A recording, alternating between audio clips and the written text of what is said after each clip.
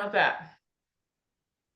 Okay. I think everybody knows me, Tim Hollenden. I work 2 markets, Louisville, Kentucky, and Gulf Shores, Alabama, licensed in 3 states. Got a lot of echoing in the background. Yeah, I got you.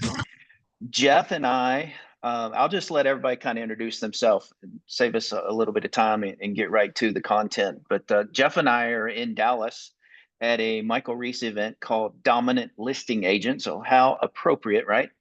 And we're spending 2 days with some of the best that have coached thousands and thousands, built a $10 million coaching company, just continuing to sharpen our saw so we can do better in our professions as well as, teach you all in your professions, and together everybody wins. So I'm going to kick it off with really a thing that I've done in my listing career now of 23 years, coming September. I have used, and I'll need screen share, Kathy, if you haven't done that yet. I have always used what we call a seller intake form. Basically, when you get a lead, the first thing you want to do is ask them a ton of questions. And I'm going to share that with you here in just a second. I've got to pop it up. I didn't realize I was going to kind of take off from the start here, Kat, but we'll get it. So just bear with me 1 second, please.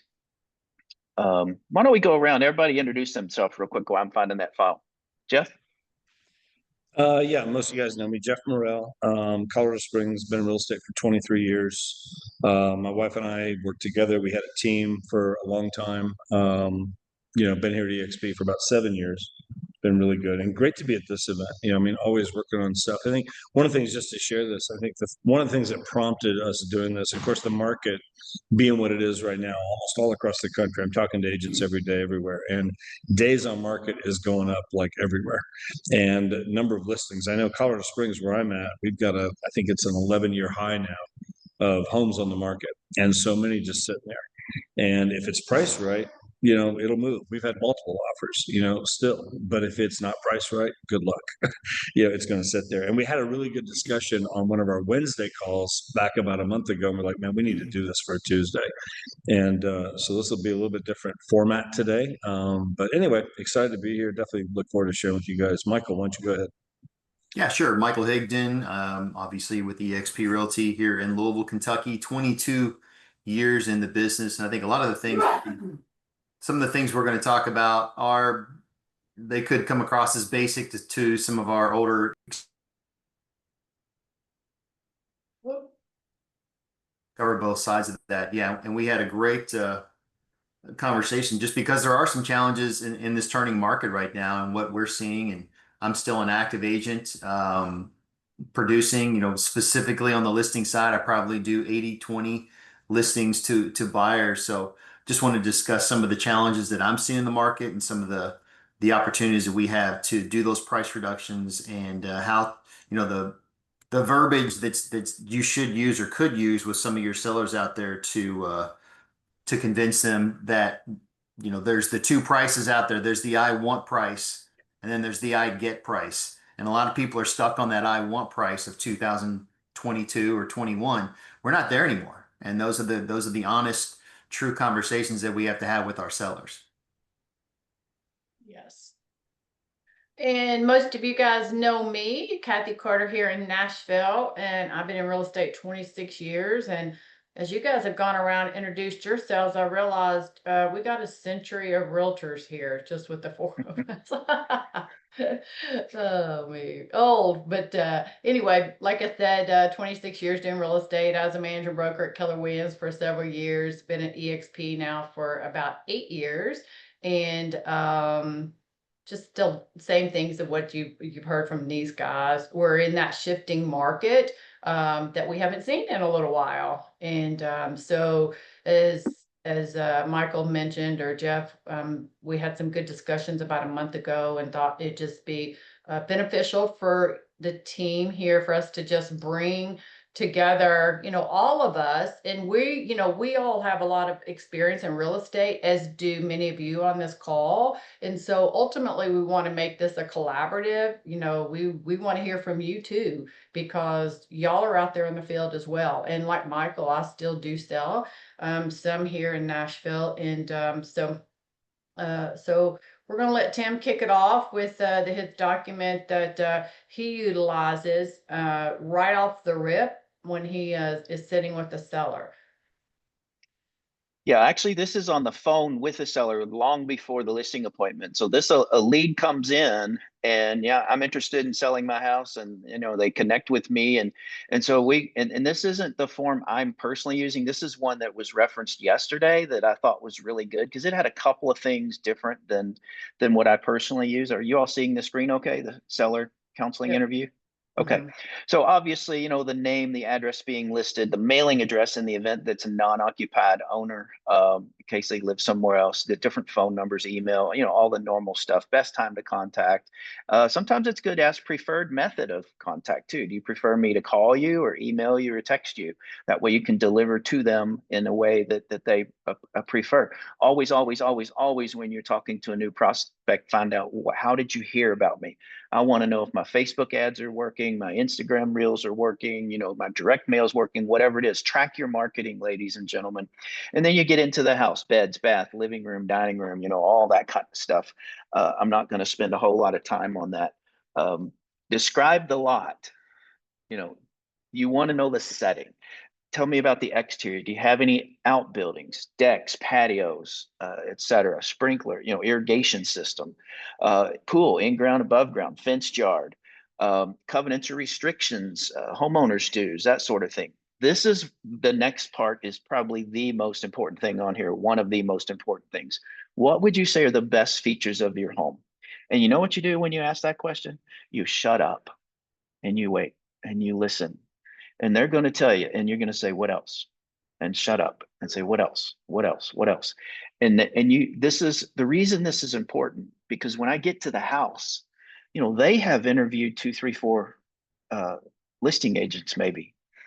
And when I see the feature that they like the best, I'm going to love it. Oh my gosh, this in-ground pool with the backdrop of those palm trees is absolutely gorgeous.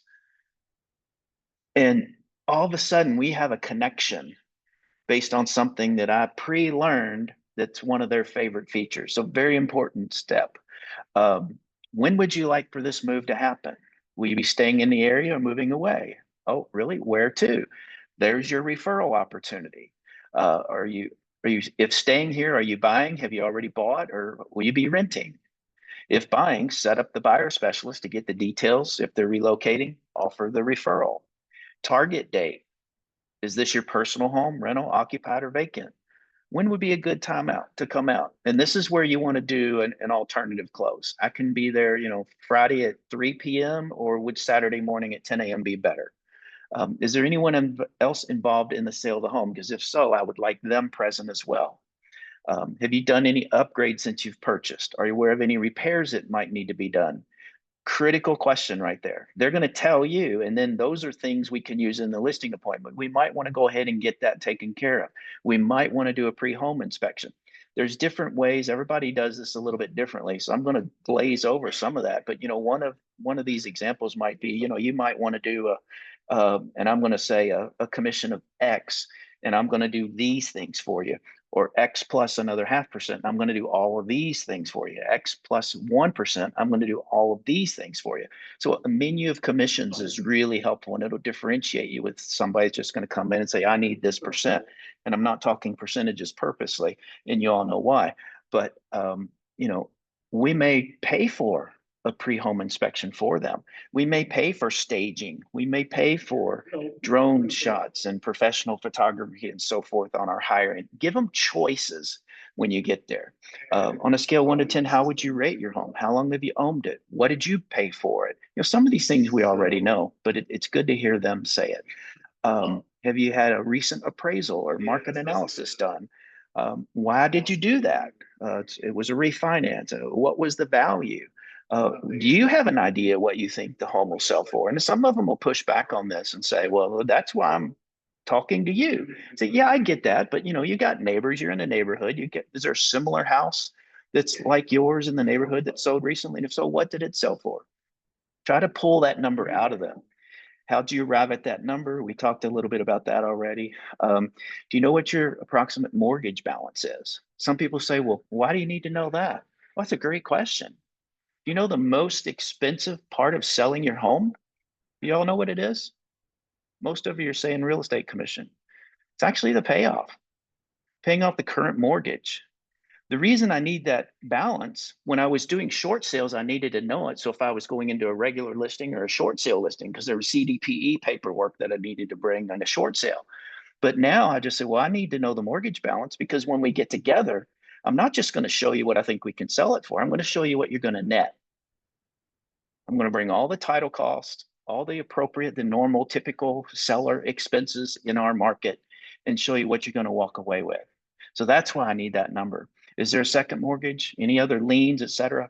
You need to know all that to prepare that net sheet.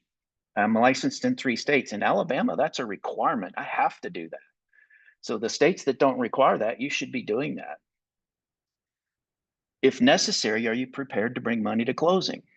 Short sales, we don't see a whole lot, but obviously if you've got a rough idea of what it's worth and you see what they owe, then you may want to talk about that. You may want to wait until you get to the house. But on a scale 1 to 10, how motivated are you to sell? What would it take to get you to a 10? Do you plan on interviewing other agents? Oh, really? Okay, who? And sometimes they'll tell you, sometimes they won't. But I want to know what my competition does. I'm going to research them before I go out. Now, since you're interviewing agents, I want to go last, and I would like you to make me a promise. We're going to be putting a lot of time and effort in getting ready for our appointment, and I'm going to show you some things that no one else can do. So would you do me the favor and not list your home with anyone until you've heard what I offer that no one else can offer you? Is that okay? Will you do that? One last question. If everything sounds good and the price is acceptable, will you be open to putting your home on the market when we come out Saturday at 10 a.m.? So that's, is anybody doing this? Show of hands. Yeah, those of you that are doing it, you're well prepared. You've got expectations. You know what they think it's worth. And ladies and gentlemen, you shouldn't be walking in with a CMA. You should be walking in with data. Because I don't want a CMA with a preconceived notion of what I think it's worth. I haven't even seen the house yet. That wouldn't be fair to them. CMAs are becoming a thing of the past. And you can even say that, agent that brings you a CMA, that's based on historical data. We're in a declining market. If we price it based on values 6 months ago, we're already in a losing battle. The market's already passed us by.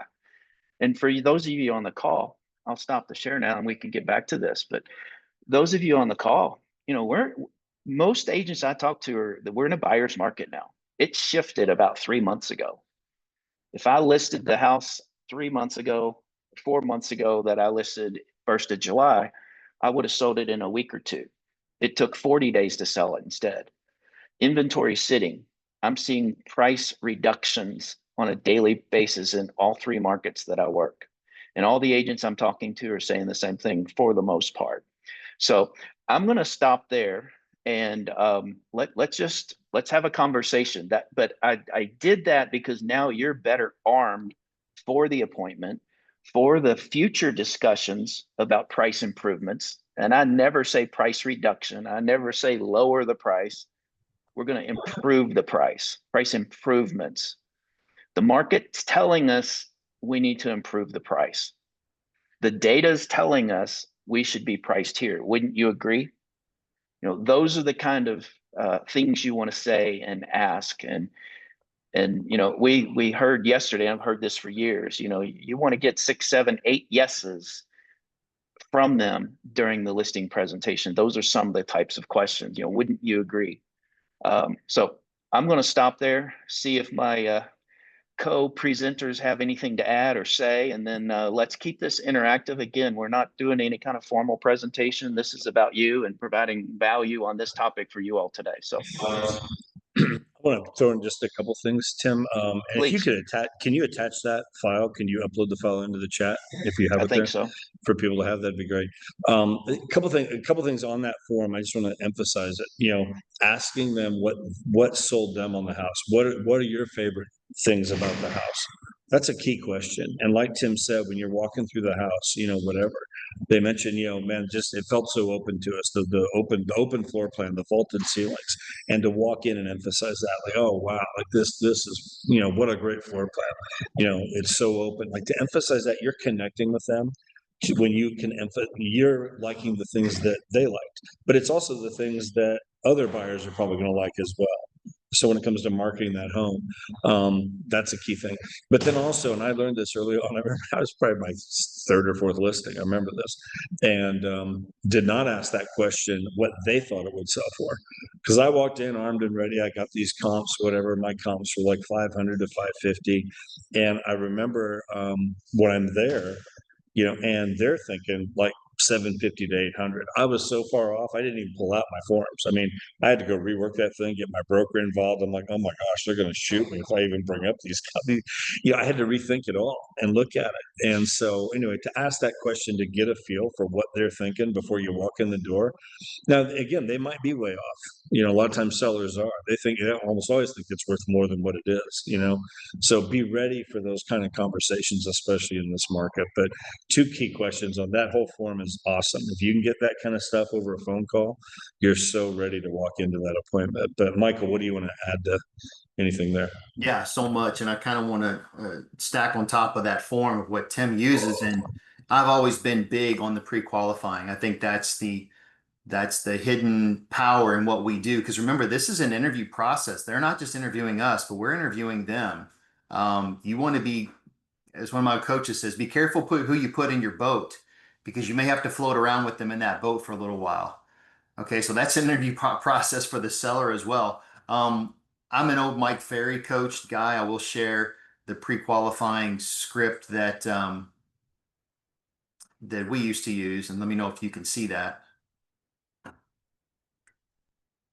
Can you see that? Okay, good. So it asks a lot of the same questions, just before I come out, and this is I'll put this in the chat when I'm done, but it just gives you a script to go by that's really complimentary of what Tim was talking about. And I will say that if you're talking and it's a couple that's selling a house, one thing I've always done is, let's say if I'm talking to the wife on the telephone, I want to find out, I want to be a journalist. I want to find out the who, what, when, where, and most importantly, the why. And I'm asking them the questions of, where are you moving to next? Oh, we're moving to San Francisco. That's exciting. What takes you to San Francisco? Well, I've got a job transfer going on there. That's exciting. Tell me more about that. Okay, we're moving to San Francisco. Well, I want to be closer to my parents. I want to do this. I want to do this, and get everything you can until they stop saying anything, ask anything else until they say, no, that's about it. And then you repeat back to them, gosh, you're moving to San Francisco. You need to be there by October. You're moving for a job transfer. You want to get closer to the family. You love the coast out there. That's a lot. Can you do that without selling this home? And then they go, well, no, we can't. Well, then we have a lot to get taken care of by October. So you set the appointment. When you go on the appointment, if it's a couple and you talk to the wife on the phone, gear the questions that you ask the wife to the husband and say, hey, you know what? I had a chance to talk to your wife prior to us meeting, and I just want to go over a couple of things that she was talking about. She said, you guys are moving to San Francisco, correct? He's like, yeah. She said, for the job transfer, for the coast, for the golf and the family. Is there anything else? He's like, well, yeah, I'm a huge fisherman. I want to be on the coast to go fishing as well. Oh, she didn't mention that. So fishing. And then you ask him the same thing, and then you're telling a story. So you want to do this, you want to do this again. Can you guys, accomplish all those goals of moving out to the San Francisco coast without selling this home? And then they say, well, no, we can't. Perfect. And that's what I'm here to help you do. And then you dive deeper into, because then you have the why. Without the why and knowing what their motivation is, the pricing's never going to matter. I mean, it matters, but again, because you can use that story later on when you're getting that price reduction. Guys, I understand the market's telling you this. Another technique I use when we're selling a home is like, look, we want to get market value of what the property's worth, and they may think it's $500,000, and you're going back and forth. That's fine. We can list it for this at 500,000. Mr. Seller, what would happen if we listed the property for $1 million? And they look at you and they're like, well, absolutely nothing. So you know what? I agree. It's probably way above what the market's going to allow a buyer to pay in this market. Now, on the other end, what happens if we list this property for $100,000, Mr. Seller? They're going to say, well, people are going to bar the door. The offers are going to come in at probably 100,000. I said, probably more. You think 200,000? Yeah. Maybe 300,000? Probably. I said, so do you think they could come in somewhere in the middle between 100,000 and 1 million based upon what the buyers believe the property's worth? And they're like, yeah. So I don't determine value, Mr. Seller. I can never take credit for when your property sells above market value, and I can never take the blame for when the market tells you it's going to sell below. So our job as a real estate agent is just to find out what the market value is and market that out there and see how the market feels about that. Just a couple of thoughts there. Great Yeah. stuff. Any And- questions or anything to add? Well, I was just gonna add what Michael was saying, and you basically said this, Michael, but I always tell my sellers that, and I like that verbiage that you just used, but I always tell my sellers as we're in that pricing discussion, the Mhm. market ultimately is gonna determine what your price is. It's not me, and it's quite frankly not you. It's the market. And then I loved how you just sort of wrapped that up, but I specifically will say that, to the client. I've used an old fishing analogy for years, and I know it's kind of cheesy, but it works because I'll see that light go on above their head. And I ask them, say, have you ever gone fishing? And most people have said, well, yeah, absolutely. Do you ever use a bobber? You know what a bobber is? And they're like, yeah, that tells you if the fish are biting. Perfect. Let's say you cast that line out in the water and your bobber's right here and your bait's kind of high on the water. If that bobber's not moving, what do you have to do? And let's use that bait as price. Okay. Actually, the bait's the condition of the property, but where it's sitting is the price. What happens if no fish are coming up swiping at that? And they're like, well, you got to lower your bait. You got to lower your bait. Why is that? To lower where the fish are biting. What if nobody likes the bait or the smell or the fish? Like, we got to change your bait. So you got to change the word, meaning condition. So there's going to be two factors, Mr. Seller, that are going to sell your property. Controlling factors. Number one is going to be the condition. How does your home sell? Does it have purple shag carpet? Does it smell like dog? Does it smell like cat pee? Does it have crazy, wallpaper that you need to change out? Well, no, it shows pretty well. I agree with you. I don't think there's any conditional things that you need to change to make it more appealing to the public right now. So other than condition, which you're not going to change, what's the other factor we can control? And they're going to say, well, the price. Absolutely. I actually tell them there's four things. One is location. That's the old adage. Are you planning on putting your house on a big semi and moving it somewhere else? And they're like, well, no. I'm like, I don't think you should either, but that's not a non-controlling variable. The second one we look at is the location. I'm sorry, location. The other one is the competition. Can you control who comes on and goes off the market in your neighborhood across the street? No. Can we use that as a benchmark, maybe to give us some guidance on where we need to be? If they come on the market, it's a very similar house and they're $50,000 below us, should we be aware of that? Yes. Can we control that? No. Again, price, location, condition, competition. If you tell them all those things, it keeps coming back to price in this market. Good stuff. Go ahead, Pete. You got a question, sir? Yeah. Everybody You're hear me? still screen sharing, Michael. Just FYI. Thank you. Go ahead, Pete. Sorry. Oh, yeah. Just make sure everybody can hear me okay. One I'm gonna see maybe if you could kind of help me see if maybe tell me kind of where I went wrong with a particular client with the persuading to sell aspect. She came in on a buyer lead, and she was one that she was looking at came in off a new construction. But then she was very specific on a type of property that she needed in a particular area, but she also had a house that she had to sell in order to even to be able to make that offer happen, but the problem that I had is I could not, no matter how many times I went over, it's like she can't buy that. We can't even make offers on that until we even looked at her property to get it on the market. I did an analysis on her property. The average, she had a bunch of homes for sale in her neighborhood. They were all, you know, you know, fairly higher up, not higher up, but for the market, they're kind of above average. And so she was just like, she didn't want to even analyze it, didn't even want to look at it until she found something. But you know, there she had the average price of the homes in her market in her neighborhood were, you know, 90 days on market plus, and she didn't even want to, you know, look at putting hers on the market until she found something. So, you know, I don't know if, I mean, it just could have just been one of those particular clients that just, you know, no, doesn't seem to be anything that I said or tried to persuade her or kind of move her in that direction. You know, so we ended up having to kind of part ways because there's nothing that I could do no matter what I showed her. We was just, you know, we were so far off the mark of being able to make anything happen that I just want to know, is there a way that maybe I should have handled that a little bit better to be able to move her in that direction? What would you think on that?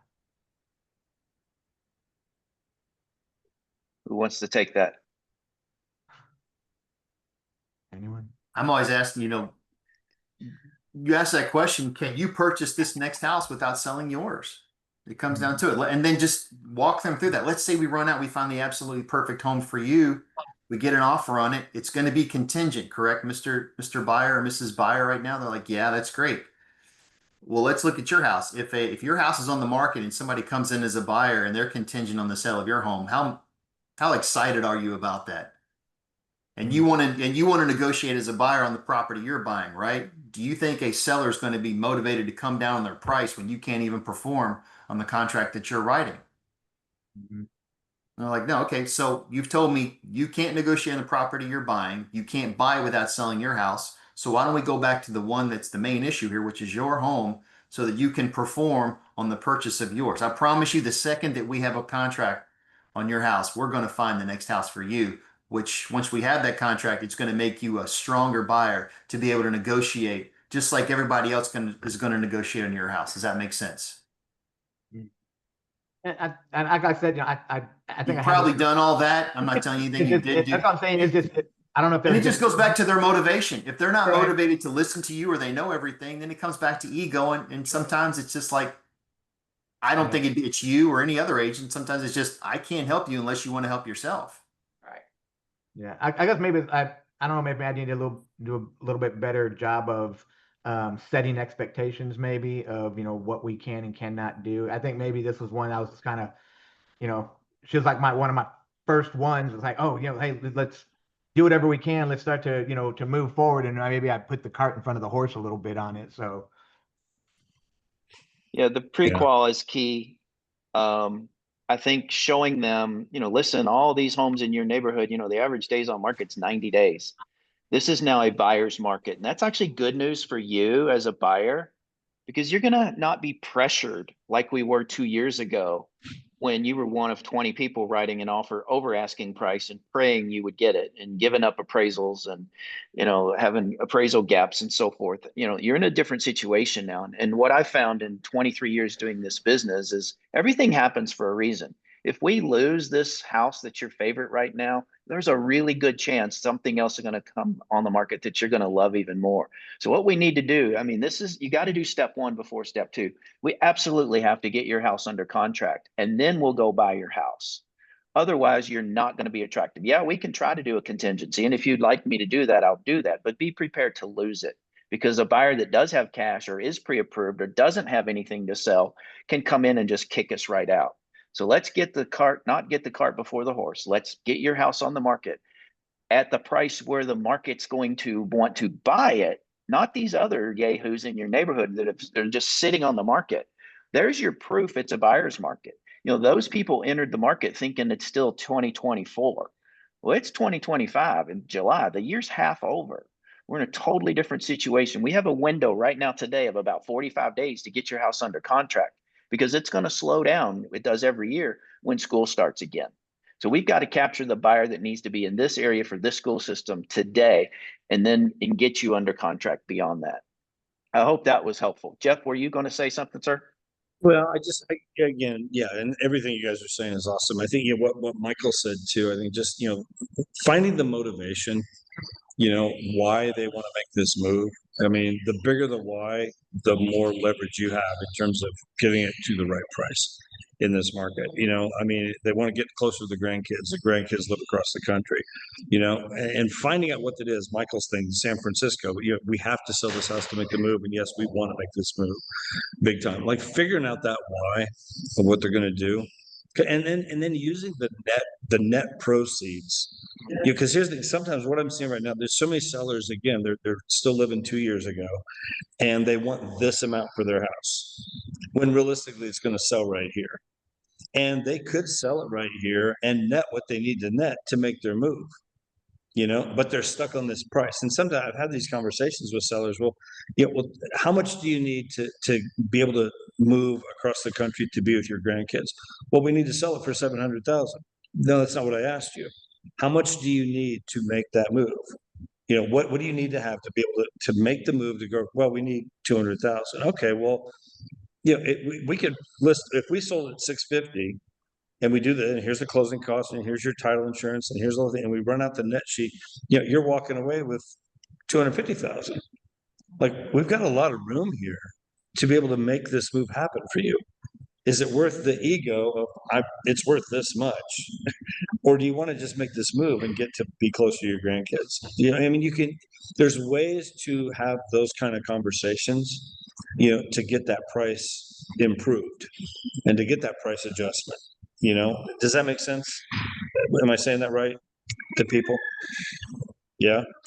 And Tim, Yeah, I don't know if you want to add absolutely. anything to that. I mean, again, I don't know if need is the right word for that, whatever. But I think sometimes people are stuck on a price versus they really don't need to sell it at that price to accomplish what they're trying to accomplish. Yeah, And- I like the word net instead of need, because I'm going to say two things here. First of all, Sure. when I go into a listing appointment, I say, Mr. and Mrs. Seller, I'm not your average run of the mill agent.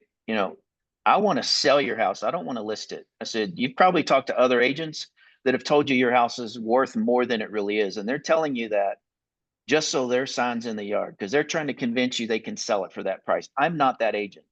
I hope you're okay, but I'm going to be 100% honest with you and completely transparent. Are you okay with that? I'm going to tell you maybe what you don't want to hear. And don't take it out on me. That's what the market's telling us. So I start with something like that. An overpriced listing with somebody else's sign in the yard doesn't help you one bit. It helps them. It helps them sell other houses in your neighborhood that are priced correctly. So I start with that. And then back to what you were saying, Jeff, net instead of need. What's the amount you would like to net that gets you to your destination? Not what do you need. In all due respect, Mr. and Mrs. Seller, what you need has nothing to do with the home's value. Back to what Kathy said earlier, the market's going to tell us what the home is worth. Not me, not their appraiser. The market's going to tell us. So I would use that instead of what you need is too top line to me. I think if you could get inserted in there, the net, in other words, what would you like to walk away with? What's the magic number that's going to allow you to move on? Let's move to the house. You get there. The very first thing I do is I walk in the door and I head for the kitchen table and I set all my stuff down except my notebook. And everybody can chime in here, and then I go back to the front door. I say, I want to experience your house the way a buyer would when they're looking through it. Let's go back to the front door. And I always go in a clockwise direction because some of these houses are pretty big and I want to remember what room is tied into what room. So if I do the same thing every time, first floor, clockwise from the front door, go up the steps, clockwise upstairs, down the basement. If you got basements, clockwise. So be consistent. And remember those things they told you they liked best about the house on the intake form. You want to capitalize on that. That's going to establish rapport. Get back to the kitchen table. Listen, I hate that. Do you mind? Would you be so kind as to get me a glass of water? I've already been talking all day today. I really appreciate it.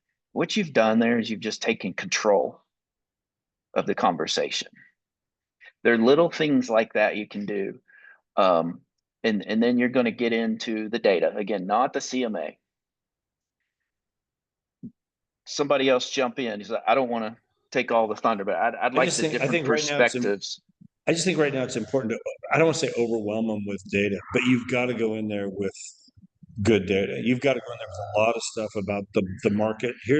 Let's look at all the homes in this neighborhood. Let's look at the days on the market. Here's the ones that sold in 30 days. Let's look at their price. Here's the ones that have been on the market for 90 days. Let's look at their price and how many price reductions have they had, and all this kind of stuff. And just, around comps, whatever, all these different things. You know the range of where this is going to sell if you've done your homework. And they're always thinking up here, and you've got to be able to try and guide them into this range. I think one of the things that prompted this, I remember when we were on our Wednesday meeting back a month or 6 weeks ago, whatever, and I had my wife and I had an appointment with some people, and it was kind of like one of those ones where, like, here's the price, and we had all the stuff. Here's the price. This is where it's going to sell, and the sellers were, well, let's try this. And I told him, I said, I just told him, I said, I got to be honest, I'm not your let's try it guy. I'm just not in this market. Here's the thing. We could try it. I'll do that, but we're going to do it for about 10 days tops. If we sit here for 10 days and we've had no showings or even one show, we're going to lower the price. We have to lower the price. I'm just telling you, like, the market is going to give us feedback. You're either priced well or you're overpriced. Well, we haven't had enough showings to get feedback. No, the market's giving you feedback. They're not interested in your home at this price. There's your feedback, So I might take that listing, but I'm going to get a price reduction right there on the listing agreement. If we haven't had this many showings by this date, we're going to lower the price to here, and we're going to initial on that. I don't even have to call you for a price reduction. We're going to do it. You'll go on the MLS or on the computer, and you'll see that your price has been reduced 10 days from now if we haven't had this many showings. And I'm going to say this all in a nice way. I'm kind of, but I think, I'm not coming at them like this, but I think we got to be able to have those conversations. And I did. I told them, I said, I'm not the let's try it guy. And they weren't willing to do that. They were nice, but I ended up walking away from that listing. I didn't take it. And I'm telling you right now, I looked the other day, that house has been sitting on the market at that price that they asked for. It's been sitting there now for 2 months. It's just sitting there. All that does is cost me money. I'm just not interested I don't need every listing. It's like, do you want to list your house or do you want to sell your house? Tim said that earlier. If you want to sell it, I'm all about it. If you want to list it, I could get 10 realtors out here in the next half hour that'll give you the next highest price to get your listing. And where they make their money is off the buyers. They don't want your house to sell. They're getting sign calls and everything else. And that's what they're doing. Do you want to sell it or do you want to list it? Two different things. I'm your sell guy. We'll sell it. We can sell it all day long. We've had multiple offers here recently on homes, but they listened to us and they priced it where it needed to be. And I can show them that data. Look at this one. It was on the market for 10 days and we had 3 offers the first weekend and got it under contract. That is still happening if it's priced right. If you overprice it, you now just became a listing that. Do you want sellers or buyers coming into your house, agents bringing buyers into your house to show them? Let's look at this one. Now let's go down here. Look at the value you're getting down here. Remember that one we just looked at? They priced it here. Look at this one, and that one ends up selling. Do you want to be that house? They're just using you to go sell other homes in the neighborhood, showing people how overpriced you are to get a better deal over here. Like, I don't want to be that guy. You don't want to be that guy. It's just important, I think, in this market to be able to have those kind of conversations and even tough conversations like what Tim said. I'm going to be very honest with you. I'm going to be blunt with you, and this is why we've sold this many homes over these last however many years and all this kind of stuff. You can use some of that. So anyway, there's just something I'll throw out. So Good stuff there, brother. Couple Can things. Can I make a comment? I'm sorry, Tim. Yeah, go ahead, Jim. Just wanted to hop in and piggyback on this comparative market analysis and the whole providing the right number, trying to get to that number. And one of the things that I picked up, I was able to attend the dominant listing class about a month ago. And one of the key things that they brought into was, first off, when they're having negotiation with the client right up front, instead of using a comparative, they called it a competitive market analysis. And there's a piece of software called Focus First software that provides this really nice, what's called a scattergram, and it shows a detailed data points on what where it would sell, like maybe using data from 10 years ago, all up through and going past today into the future and where that property might sit. Very cool stuff. and it separates you from everybody else, because you can go into your meeting with the seller and go, look, every other realtor is going to come in here and give you a comparative market analysis, but that's old news. I've got a competitive market analysis for you, and here's Right. the and then go through the Focus First software. It's really cool. I just wondered if any of you guys have looked at that yet, or how do you come up with the magic number? You know, other than Well, it's harder data. without a tool like that. And I appreciate you bringing that tool up. Jeff and I decided we weren't going to talk about that because we haven't personally used it, therefore can't endorse it. But I I'm appreciate your sorry. endorsement. No, that's No, okay. you're good. If you bring You're it up, good. that's fine. I just Have you don't ever used it, want Jim? You're to. using Focus First? I've been looking at tutorials on it. I haven't purchased it yet. It is a purchase, so I'm thinking about it, but it's really it's quite in depth. And But basically what he's talking about, it has the ability to go back 2 years or whatever date range you want to give it. Here's everything that happened in the past. Other agents are going to bring in a CMA and they're going to show you what happened, those comparables, those sales. Well, if we're in a rising market, that does you no good. Then you're pricing your house too low. If we're in a declining market, that does you no good because you're going to miss the market. You're priced too high. What this tool does that he's talking about gets you both the history and the future. And it's got some AI built into it where it actually does a predictive analysis about what's going on based on the actives now, how long they've been on the market, how many price reductions they've had, and so forth. So jot that number down or that name down and evaluate that. But I'm not endorsing it. I haven't used it, but it looks like a phenomenal tool. And back to what Jeff said, that his last comment is why I said, remember, I told you I'm going to shoot you straight. That's when I bring up the sign. That's when I say, I'm not. I put way too much money into marketing my homes to take an overpriced listing. I'm not your guy if you just want to put it on the market. Michael, anything to add? Piggyback? Oh yeah, I mean, I always say, my sign in the yard for a long period of time is only me advertising myself as being an incompetent agent that can't sell your home. So it's Yep. just it does me no Yeah. good to sit out there too long. I will share one slide. I'll send out a packet of information to folks, and I'm sure you all have seen these before. And I'll sit down with the seller and just say, Mr. Seller, based upon the activity we see, this represents the number of weeks on the market. Our National Association of Realtors says you should have anywhere between 4 to 7 showings within the first 2 to 3 weeks being on the market, or one offer. And I want you to remember these numbers. I said, you strike me as somebody that's very clever and a good memory, but most sellers get amnesia when I start talking about these numbers. So I want you to write this down and remember this, because if you don't have those first numbers right there, you're about 5% overpriced. And if you have 0 showings, 0 offers after the first 2 to 3 weeks, you're about 10% overpriced. We see those numbers to hold true with for sale by owner, sometimes expired listing, cancels that come off the market. So remember that when it comes time to delve into those price corrections or price improvements, as Tim likes to say. The other technique I'll use is, Mr. Seller, we have to think sometimes as a buyer on the back end. And this is a listing. This is one of my listings that I took. It wasn't for sale by owner. It's still on the market. I told him it was overpriced. We took it at 669. We recently did a $40,000 price drop on it. And one of the techniques I want to use is, I'm not a big fan of Zillow, but they are the 800-pound gorilla in our world. So let's piggyback on the data that they're giving us free and go on here and look at what they're calling their buyability. So let's transfer from the seller and just say, okay, let's be a buyer and see what the buyer sees in this market right now.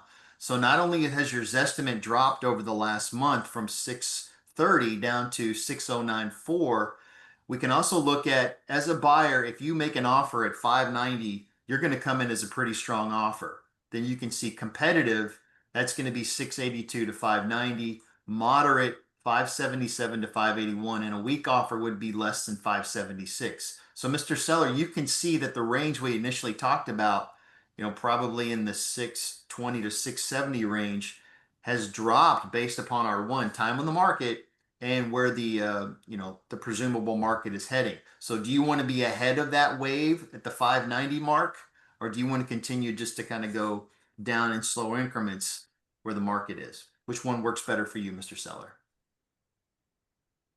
Good stuff. Thank you, Michael. Andy and Lily made the comment, only the realtor knows the home condition and upgrades after the on-site visit. That made me think, excellent point, first of all, that made me think, if you're looking at comps, all the stuff in the past, we don't know if your neighbor's house was in bad condition, if it needed updates to the kitchen and bathrooms. We know nothing about it other than, the photographs. And sometimes they don't tell all, because a lot of times agents leave off photos on things the home needs. So you don't have that data. So we have all that historical comparable solds, but we really have no knowledge of the house. So another thing that's smart to do if you have time between the initial phone call and the appointment is go look at all their competition. You can go through every house in their market 5 minutes each and see every house in their neighborhood in an hour and write down things that you remember about that house that really stood out, because chances are maybe those sellers are or they've been in that neighbor's house, and for you to say, oh yeah, that house with the red fireplace, whatever, just come up with something in every house that's memorable that you can talk about, that's showing your stuff. Yeah, I've been in every one of those homes. They can't tell you anything you don't already know about and they try to do that. I've been on many listing appointments. Well, so and so sold their house down the street for blah blah blah blah blah. Yeah, but it was 3,000 square foot. We're at 2,200. It had 4 beds, 3 baths. You have 3 beds, 2.5 baths, et cetera, et cetera. So do your homework. Go in with the expert. Go in with the knowledge. And one thing I want to come back to that Jeff made me think of is one thing, and I hadn't heard this before, but when you're looking at price reduction, we heard this yesterday in class, the 1521 plan. If we haven't had 15 showings in 21 days, if 15 showings happens and we have no offer, or 21 days has passed and we've had no offer, we have a problem. We overshot the market. That's when it's time to discuss a price improvement, even if they did what you told them to do, and set that expectation up front. If we don't have 15 showings and get an offer, or 21 days has gone by and we have no offer, we've missed the mark. We're going to have a serious conversation about, okay, the market has changed even since we listed it. It's time to talk about an improvement in the price. That leads to some good questions, Tim. Like from an objection handling standpoint, seller, you say, you keep wanting to drop the price. Well, you just want to give my house away, or all you want to keep doing is dropping the price. How do you handle those objections from a seller? So remember when we first met, I said, I'm always going to be 100% honest with you. And sometimes you're not going to like what I have to tell you. This is not me telling you. This is me interpreting the data. The buyers, 15 buyers came through and not a single person made an offer. 3 weeks on the market. Look at all the data I brought, and assuming you're bringing data in about, how many views it's had on this website and this website, as you can see, I've done my part. And as you told them in your little spiel there, I can't be responsible for selling it over ask or below ask. The market is going to determine our price. So all I can do is give you professional advice based on what I'm seeing the market tell us. I've used sometimes too, just even like, what their monthly payment is, what's your monthly payment? It's about 3,000 a month. So let's say we sit here 3 more months, there's $9,000 more in payments that you're not getting back when it sells. Most of that's going to be interest, whatever. We could drop the price right now by 6,000 and get you out of here. And again, accomplish what you're trying to accomplish. The other thing too, and I've subscribed now for probably the last 3 years to Keeping Current Matters. And I can definitely recommend that one in terms of just good graphs and charts. It's more from a national standpoint, but they also have a local service as well if you want to look into that. But it's pretty inexpensive. I don't know, 40, 50 bucks a month or something, but great for, blogs, great content that you use for videos that you're doing, that kind of stuff. But, every week they're putting out stuff right now about pricing and stuff for sellers. to here, and the days on market going up across the country and different things. I was just looking, there's this right here. I'll just share the screen real fast. Like this was just one from this last week. You know, price reductions are on the rise, and just again to go in with that data, it's like don't shoot the messenger. Like I want you to get the highest price you can. The more money you make, the more money we all make. I mean, whatever. I'm taking money out of my commission too. The lower this goes. I mean, that's just how this works. But it's like, but again, to interpret the data and help them see the data, and to walk in with different charts and graphs and tools. And, you can take a lot of stuff now, put it in Chat GPT. I did that the other day and it came up with charts and stuff, based on info. There's lots of stuff that you can do to help them understand the state of the market. Because I'm telling you, most of these sellers, they're living in 2022 and 2021. That's where we're at right now. And that is not the market we're in. We all know it, so. Guys, this is opportunity. Any I love a bad questions? Yeah. market. Question. It is. That's a good point. It really is. It's a way to capture some good market share and be here. But I think too, just even, I don't know. Well, there's different guarantees you can do. I don't want to get off on that. What kind of questions do you guys have? Anything? I just had a question. Hello. Yeah, Hey, Marcelo, go ahead. Hey, so I was just wanting to know if you, I've been listening that Aaron Novello, he goes through a way of when he's talking with with the sellers, like, look, based off of the information that I've provided you, we're taking off our seller's hat, we're putting on our buyer's hat.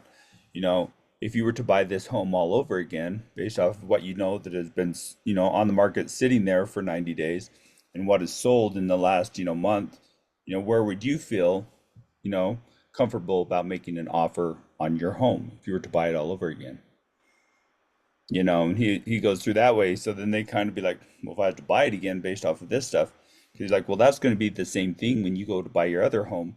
You're going to be coming to a realtor, a professional like me, if you're staying around here, we're going to provide you that same information so you can make a good idea of where you want to make an offer on that future home.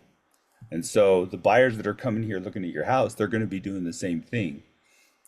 I just don't know if you guys have, ever used something like that just so they can, be like, okay, I'm in a buyer's mindset.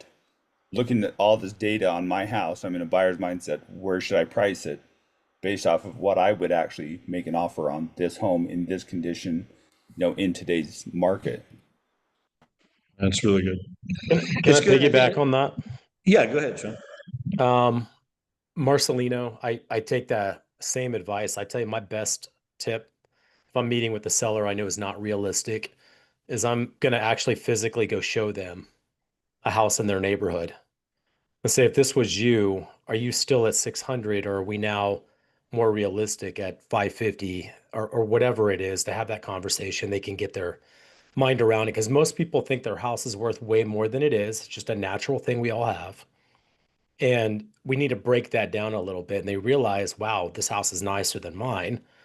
Maybe I'm not so realistic. It tries to lower that bar a little bit. I love that. That's a I great do tip. this. 100%. Yeah, it really is. That's powerful. I don't think I've ever heard anybody taking someone to another house within the neighborhood. That's amazing. I schedule it right after my listing appointment. I schedule it right after. And I only do that at certain markets. Like this market's a good market for that. So we're all going to get out. I do it 1 hour after I schedule mine with them. And then we're going to walk it. You're the buyer now. Do you really feel your house is X when you can get a lot more for Y, or whatever that is? It moves them. We're trying to move them to be realistic. And I if think you with that too, preview, go ahead. if you preview the other active listings that you consider competitive properties, you're going to be able to intelligently talk about those houses. But if you do need to sell them on it, or if they need to see it themselves, and a photograph of their kitchen compared to their own kitchen doesn't do it. I love that idea. I've not done that, Sean, but that's an awesome idea. Yeah. Jeff? Well, I was going to say, even to take 4 or 5 like comparable listings, like in their neighborhood, in their area, whatever, like the full listing, all the pictures, everything, and take that with you, or have that ready on your laptop to just show them. And let's look at these, to really compare their home, just to help with that. Can be good. So yeah, no, that's a great idea, Sean. doing that. I think too, just to add something more, I mean, to have these conversations, like it's typically either a buyer's market or a seller's market. It's very rarely is it balanced. You know, it's one or the other. So you're going to win on one side, you're going to pay a little bit more on the other side, or vice versa. You know, it's like we all want to win on both sides. But you know, the same way, you're going to get a great deal when you buy. You know, whatever. If you know, we're going to help you over here on the buy side. You might take a little bit of a hit over here on the sell side from where we were a year ago, or whatever, but you're going to win over here. It's hard to win on both sides because it's either a buyer's or seller's market. Right now, it's a buyer's market. So you might take a little bit of hit on the sale, but we're going to get you a good deal over here on the other end. You know, and so again, just having these conversations. You know, Good stuff. Who else has questions in our few minutes we have left, guys? Man, I got one more if you don't mind. Okay. Jim, let me just say one thing real quick. I apologize. Michael, I just gave you host because I've got to jump for a webinar so that I'm hosting. So good combos, guy. Thanks so much. Go ahead, Jim. Apologize. Thank you. Hey, no problem, Kathy. Thank you for being here. Yeah, I just wanted to hop back in, change the thought back to what Mr. Guys, he's still here. Mr. Pete Garcia in Fort Worth, Texas, was asking earlier about the problem he had with buying a home, the customer wanting to buy a home before they sold their home. And I've been experienced with a product called Up Equity. If he's interested in looking at that, it's probably worth looking at. And I dropped a marketing sheet in the chat for him. If you guys don't mind, it's in there. It's just something to look at, but it's a way to get this company Up Equity to purchase a house for you with no contingency, and while you can sell your home. So it's just an option for him if he would like to look at that. There you go. And that's it, man. I appreciate everybody's wisdom today. Thank you so much. Thank you, Jim. Thanks for sharing that. And there's a lot of lenders out there. I mean, not only are there mortgages where you can, you know, buy the new house and then sell the other house. There's some lenders actually have programs where they will give you an offer on your house. Worst case, still let you put it on the market, go buy your new house. And if it doesn't sell in 60 days or 90 days, then you get the price and then they have the responsibility of selling it. So good stuff. Who else? We got just a minute or two left. Anybody else have a last comment or question or two? I do need to duck out, Tim. I've got another meeting here. I got to jump on right now. Okay. So, but guys, thank you very much. Okay. Have a great day. Thanks. Thanks, Jeff. All right. Anybody else? Michael, close us out, brother.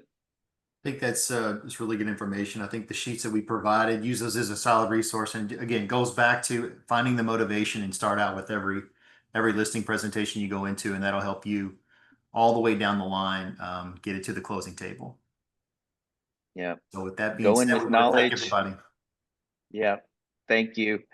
Go in with knowledge, go in with data. The data will tell the story, so you don't have to. If the customer's intelligent, they'll figure it out. You just got to lead them to the point where you need them to end up based on your professional expertise. So, all right, guys, All right. we'll see you next Tuesday or tomorrow on the collab call. Thank you all so much. Thank Thanks you a all. lot.